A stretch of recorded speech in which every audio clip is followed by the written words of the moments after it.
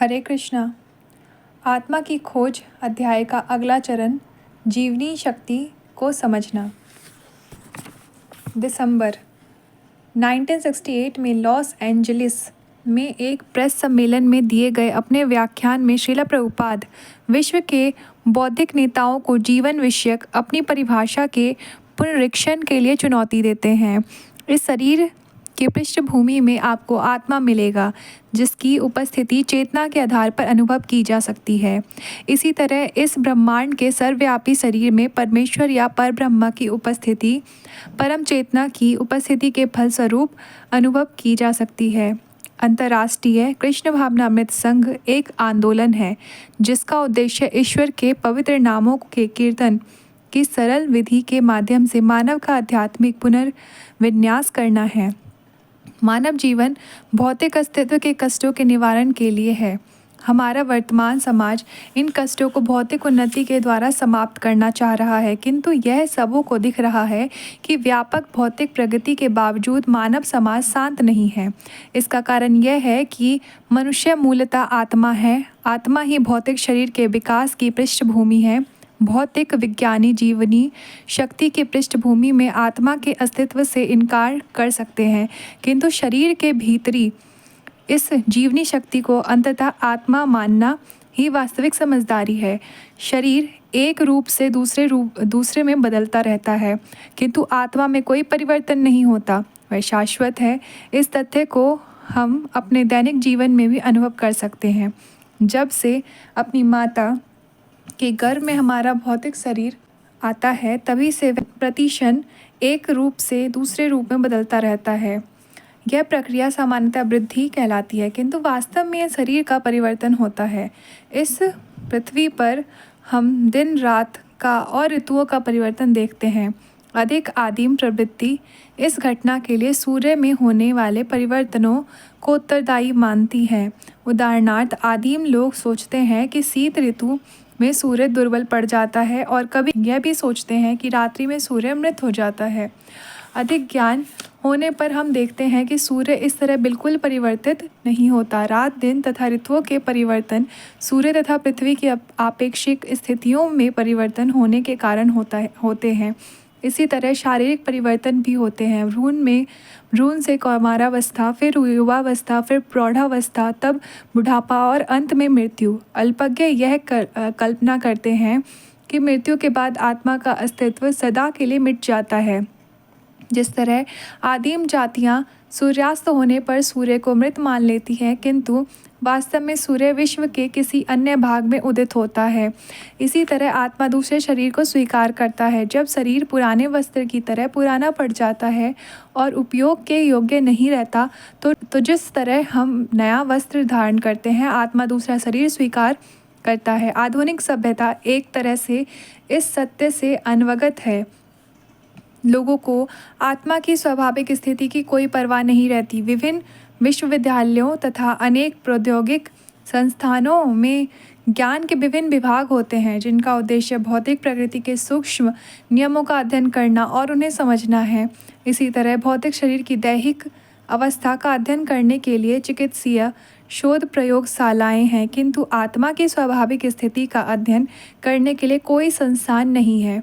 भौतिकतावादी सभ्यता की जो आत्मा की बाह्य अभिव्यक्ति मात्र है, यही सबसे बड़ी कमी है। लोग विश्व शरीर या व्यष्टि शरीर की चमक दमक से मुग्ध रहते हैं, किंतु वे इस चमक दमक के मूलभूत सिद्धांत को समझने का प्रयास नहीं करते। शरीर अत्यंत सुंदर प्रतीत होता है और वह प्रतिभा की महान विशेषताओं तथा आश्चर्यजनक दिमागी कार्य की शक्ति को प्रदर्शित करता है, किंतु जैसे ही शरीर से आत्मा निकल जाता है, शरीर की सारी चमक दमक व्यर्थ हो जाती है। यहाँ तक कि बड़ी बड़ी खोजें करने वाले महान विज्ञानी भी साकार आत्मा का पता नहीं लगा पाए, जो ऐसी अद्भुत खोजों का कारण है। अंततः भावनामृत आंदोलन मूलतः आत्मा के इस विज्ञान का किसी मताग्रही विधि से नहीं, अपितु पूर्ण वैज्ञानिक तथा दार्शनिक समझ के साथ शिक्षा देने का प्रयत्न करता है।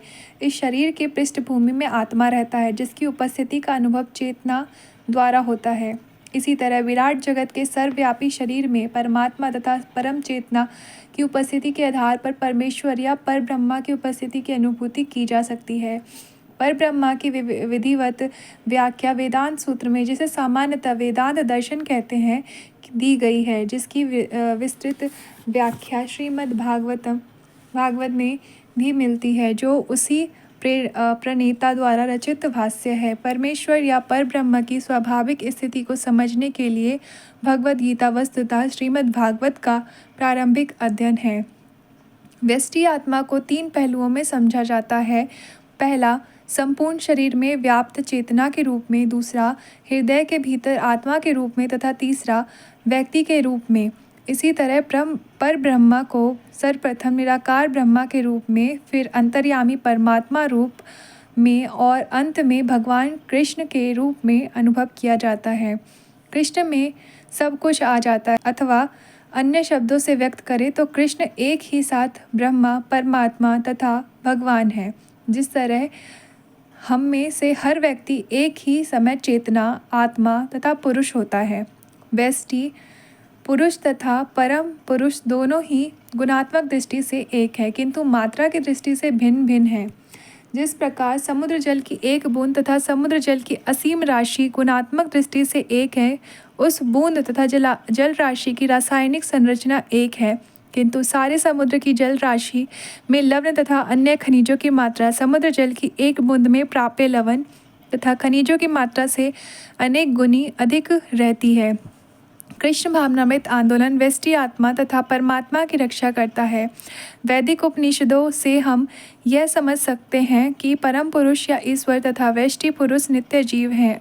अंतर इतना ही है कि परम जीव तथा या परम पुरुष अन्य असंख्य जीवों का पालन पोषण करता है। ईसाइयों में भी इसी सिद्धांत का पालन किया जाता है, क्योंकि बाइबल में यह शिक्षा दी गई है कि अवलंबित जीवों को परम पिता से प्रार्थना करनी चाहिए, जिससे वे उदर भरण के साधन प्रदान कर सके और उनके पाप कर्मों को क्षमा कर सके। अतएव शास्त्रीय आदेश के प्रत्येक स्रोत से यह समझ में आता है कि भगवान या कृष्ण अवलंबित जीव के पालक हैं। अतएव अवलंबित जीव का यह कर्तव्य है कि वह परमेश्वर के प्रति कृतज्ञ हो।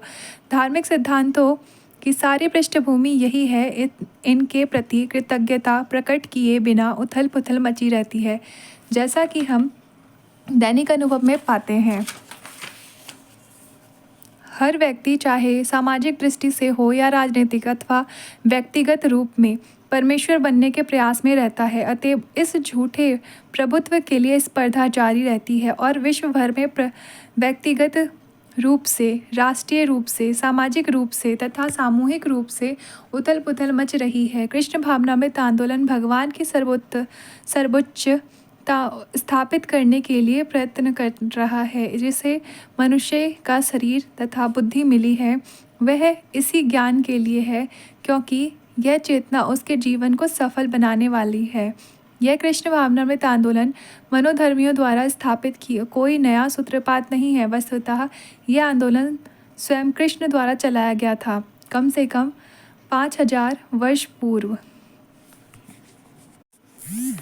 कुरुक्षेत्र की युद्ध भूमि में यह आंदोलन कृष्ण द्वारा भगवद गीता के रूप में प्रस्तुत किया गया था। भगवद गीता से हम यह भी जान सकते हैं कि उन्होंने इस चेतना प्रणाली को बहुत काल पूर्व, लगभग 4 करोड़ वर्ष पूर्व सूर्यदेव विवस्वान को बतलाया था। अतः यह आंदोलन तनिक भी नवीन नहीं है।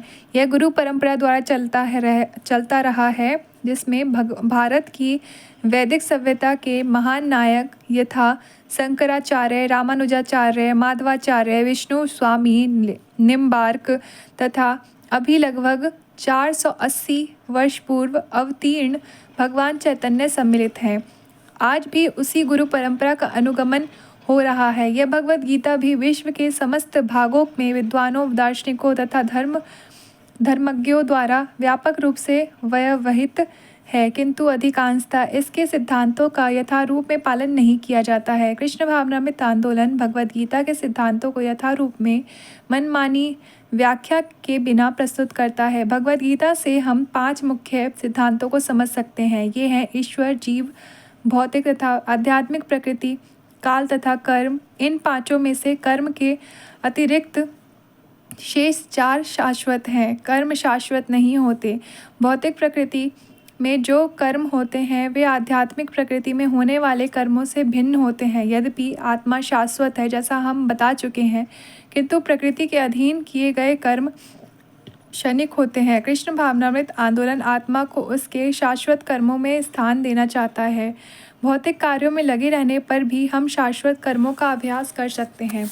आध्यात्मिक रूप से कर्म करने के लिए केवल निर्देशन चाहिए, किंतु यह नियत विधि विधानों के अंतर्गत ही संभव है।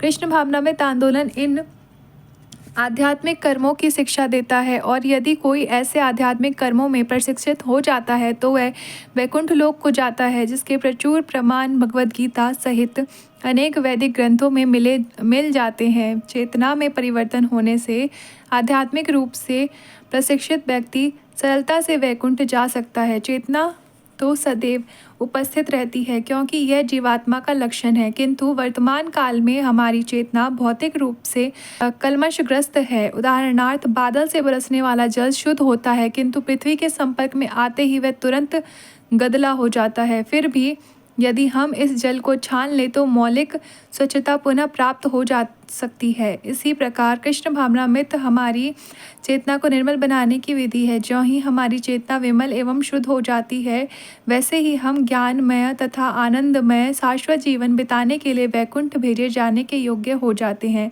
इस भौतिक जगत में हम इसी के लिए लालायित रहते हैं, किंतु भौतिक कलमश के कारण हम पग पग पर कुंठाग्रस्त होते रहते हैं। इसलिए मानव समाज के नेताओं को चाहिए कि इस कृष्ण भावनामृत आंदोलन को गंभीरता से ग्रहण करें।